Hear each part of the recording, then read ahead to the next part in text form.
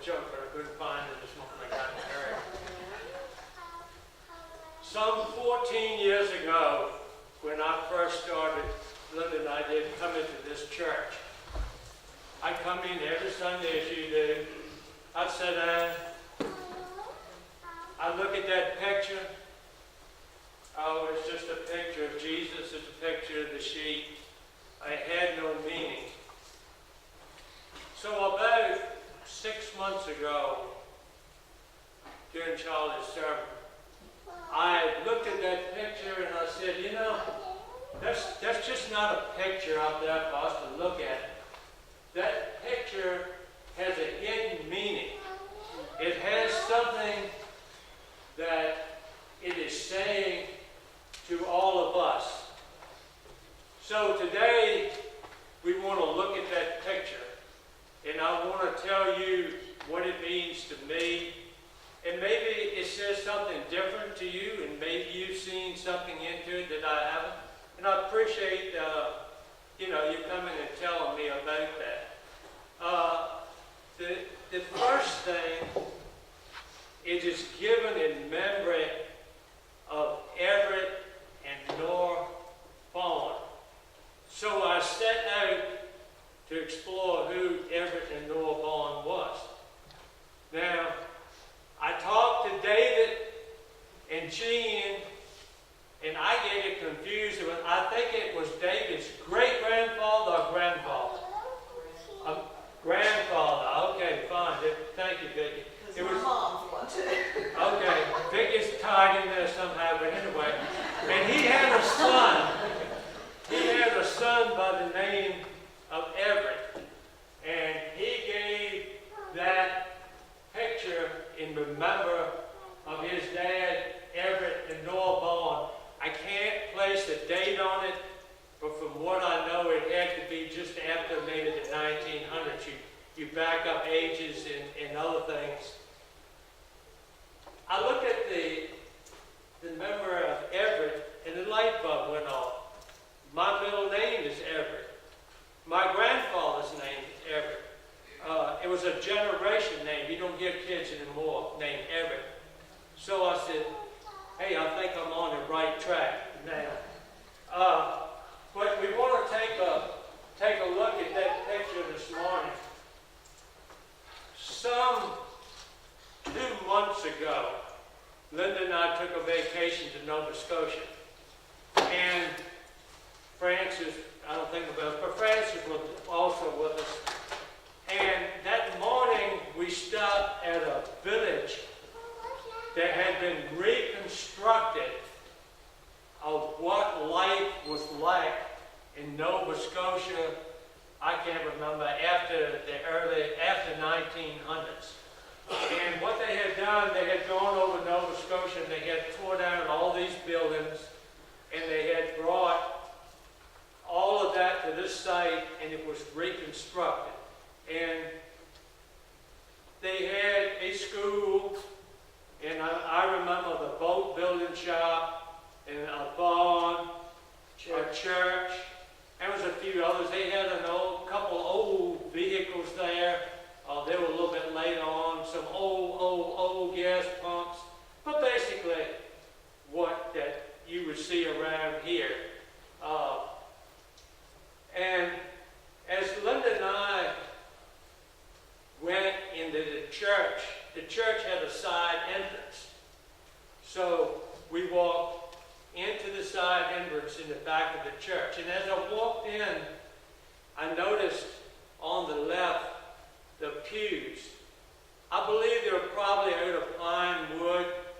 They were real worn, the backs and the seats. Now the backs weren't solid, they were like slats. But they were really, really, really worn, like there had been a lot of people in this church that came to worship. And as I turned up the center aisle, above the pulpit hung that picture, 1,000 miles away from here. Might be more, I don't know, at least that far. Now, it was a little bit different, but not a whole lot different. Jesus had in that picture up there the staff in his right hand and the sheep in his left. And underneath the picture it said, I am the good shepherd. So add some fancy work on the other side of it, which, it doesn't have anything with the meaning of the picture. So then I knew again, I'm on the right track. So that far away, and you see that picture, and Vicki was telling me this morning they went somewhere, and I forgot now, but they also saw this hanging up in another church with just a little bit different version. So maybe this was a popular thing back in that era to have one of these pictures given in memory to people. But since I've been thinking about it, I cannot believe that I go that far from home in that church and see this picture. In different places in the Bible, Jesus portrays himself as the shepherd and we as his sheep. So I just want to look at a few verses this morning, taken from the book of John, and I'm going to paraphrase some of it instead of reading it to you.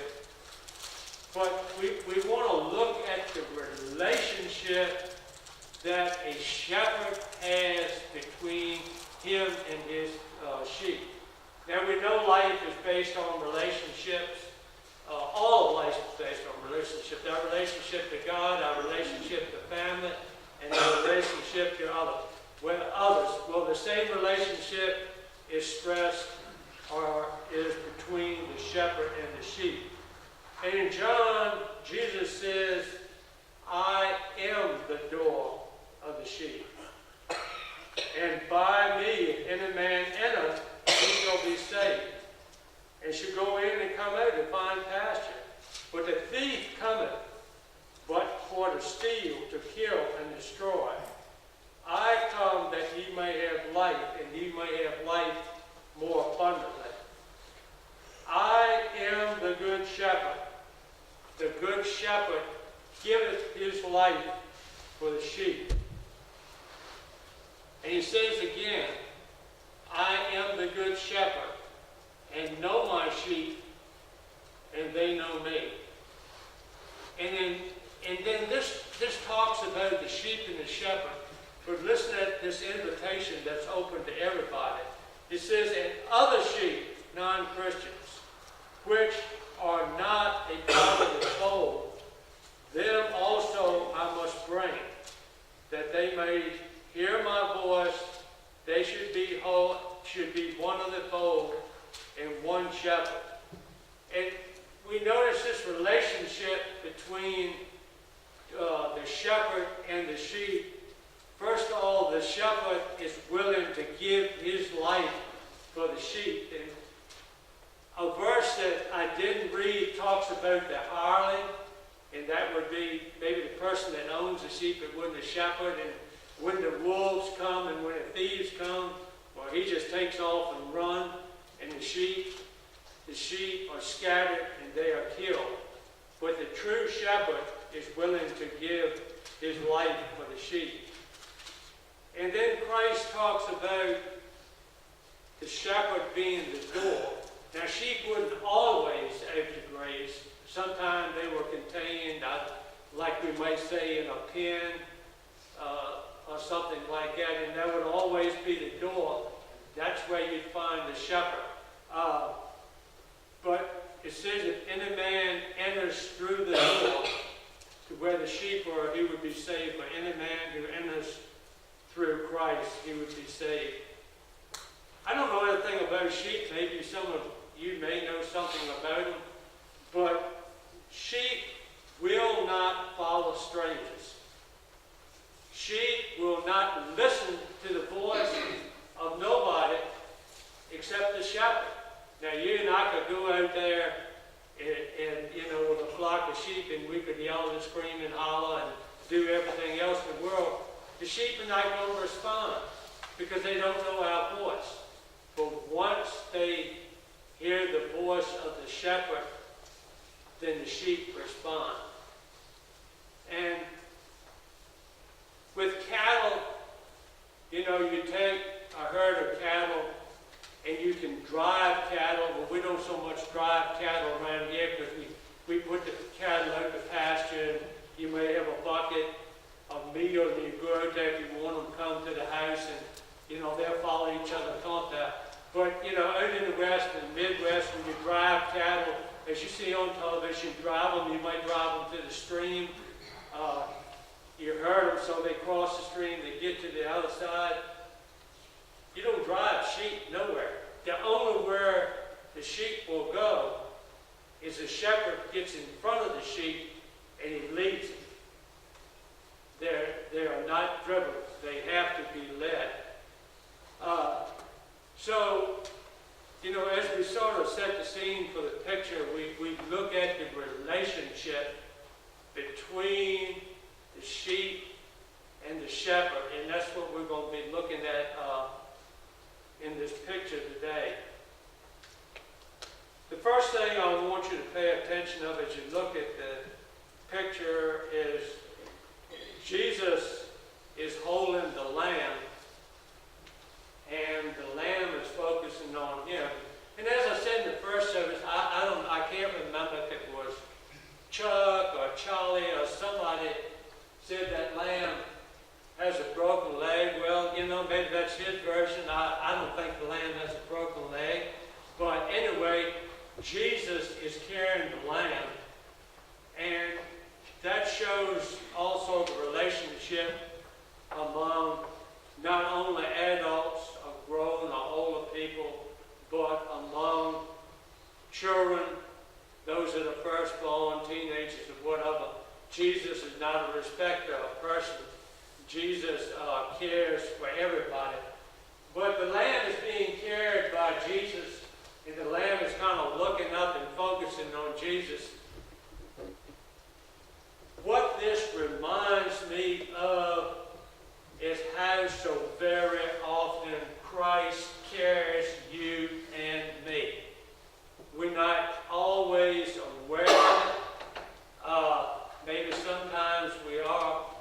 But Christ, a lot of times, through bad situations, through difficult times, he carries us. And I'm reminded of, I think the story goes, there were two sets of footprints going down the beach. And, you know, one was ours and one was Christ. And all of a sudden you only see one set of footprints. And somebody says, well, what happened to Jesus? No, it's not what happened to Jesus or God. It's what happened to us. Through that span on the beach, God carries us. The lamb is focused on Jesus. You can, whether he's got a broken leg or if Jesus is just taking the lamb, you can imagine, what the lamb is thinking. Well, okay, shepherd, you know, how much further we got to go? You going to take me all the way, or, you know, are you going to put me down, or, you know, my leg is broke, or whatever. I really need some help. I'm hoping you're going to take me all the way, and you're not going to just drop me off halfway. So we find that the lamb is focused on Jesus. And we see that Jesus has the staff in his left hand. And of course, every time that we see pictures of the shepherds, especially in our Christmas plays, in our Christmas pageants, the shepherds always had the staff. And the staff was used for different things. Number one, I never thought about it until I read it. The staff was a thing that the shepherd could rest on. Now, if you're like me, you know, you stand up somewhere for an hour or 2 hours, and right here in the middle of your back, it starts to hurt big time. Well, if you got a tree, if you got a table, you got a bench, or you get a building to lean on something, then it takes the pressure off of the middle of your back. Well, this was true for the shepherds. Instead of just standing up, you know, they used the shepherd's staff as something they could lean or rest upon. There was no time to lay down, you know, and go to sleep. you had to be up, you had to be on guard and looking for enemies of the sheep. The staff was also used to fight off wild animals that would attack the herd. I can imagine the shepherd killing a bunch of snakes over there with that staff too. And also the hook on the staff was basically to control of the sheep, that they wouldn't do exactly what the shepherd wants. Then he could hook them around the hoof and pull them or guide them one way or the other. In the 23rd Psalm, we read, the Lord is my shepherd, I shall not want. That was kind of interesting to me, that I shall not want. You know, we all got wants and we all got needs. But when you think about really our only need on earth is salvation, and everything else comes under that. I'm reminded of 3 stories in the Bible when we think about people with needs and wants. And of course, my favorite, and I spoke on it before, but that is King Solomon. Now, King Solomon had God found favor with King Solomon. He said, I'll give you anything you want. And Solomon asked for wisdom, and he got wisdom, but not only wisdom, he was the richest and the most knowledgeable person of that day. But King Solomon was like you and I. Now, if you can imagine today, you're the richest person on earth, and you've got all the knowledge in the earth, and you're not satisfied. You know, like, what does it take to make this guy satisfied? But Solomon would, and I'm not going to go through all the things that he tried, but he tried to hoard up gold and silver, women, he tried parties, dancing, he tried it all. And in the end, he said, all is vanity. All that is nothing. There is but one true God, and you need to keep his commandments. In the story of Saul on the Damascus road, and Saul had a decree in his hand, and he went to gather up all of the Christians to bring them to have them persecuted, because this Christian movement in Jesus was getting out of hand. It becomes a threat to the establishment. So he was going to persecute the Christians, but when he met Christ on the Damascus road, he was blinded by the light. And that's what his want was.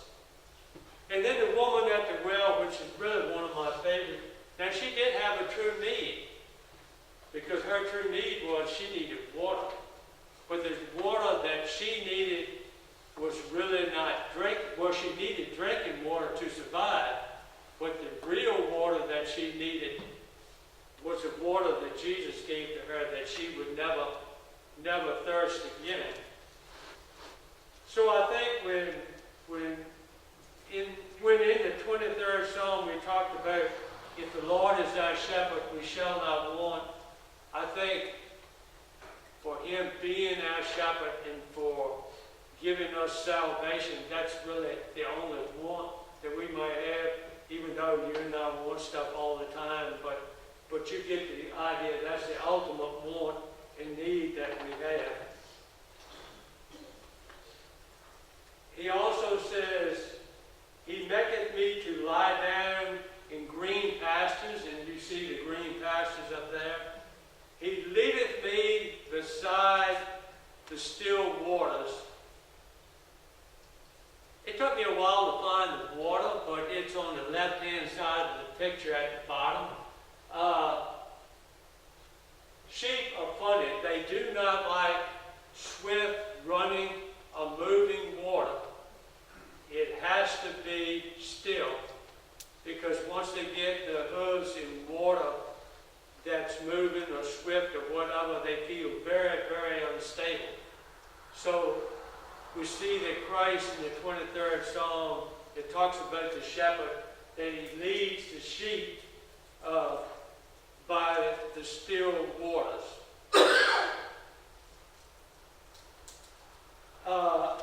As we look at something else in the picture, we see the sheep up there. We have one who's grazing and one who's looking at Jesus. We'll talk about that in a minute, the rest of them.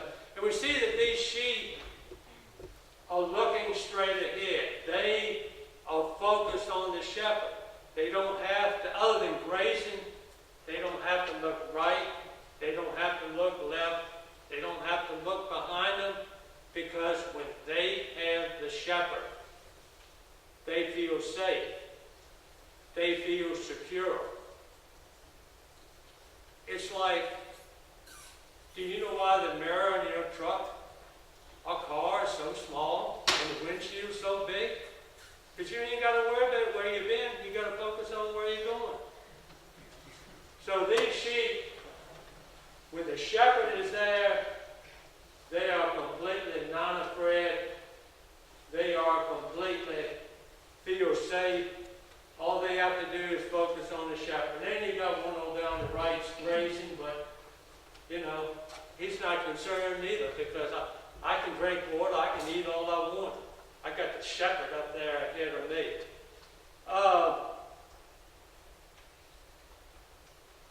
The sheep to the right of Jesus and looking at him, to me, this is the most interesting part of this picture. The sheep at the right, that is her lamb that Jesus is holding. And I know it is. There's no question about it. Because that sheep is like most of us today. Oh yeah, we have a certain amount of trust in Jesus. We have a certain amount of faith in Jesus, but what happens when the tough times come? And this sheep is saying, okay, I know Jesus, you're the shepherd, and I know you're carrying my lamb, you know, and I don't have any problems, but you can imagine this sheep as Jesus would be leading the sheep across the pasture. The sheep would be marching with Jesus, but every now and then she's got to look back. Does Jesus still have my lamb? Has he put my lamb down and I got to go find it? Not complete trust in Jesus.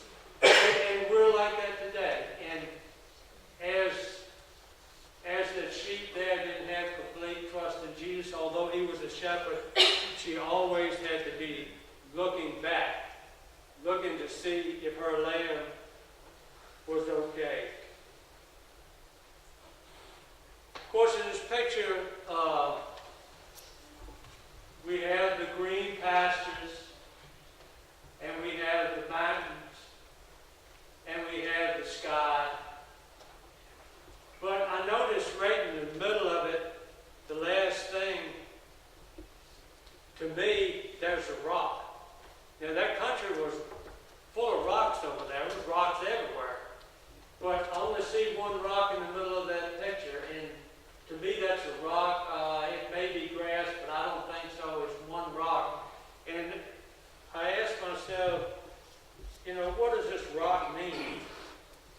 And to me, the one rock means that we have one Lord, we have one Savior, we have one shepherd, one fold, one door, and the list goes on and on. These are some of the things that I have gotten from this picture. Hopefully maybe you'll find some other things that you can relate to our life, and when you come in, you, instead of just being a picture or mural or stained glass on the wall, that you will think of the meaning of this picture.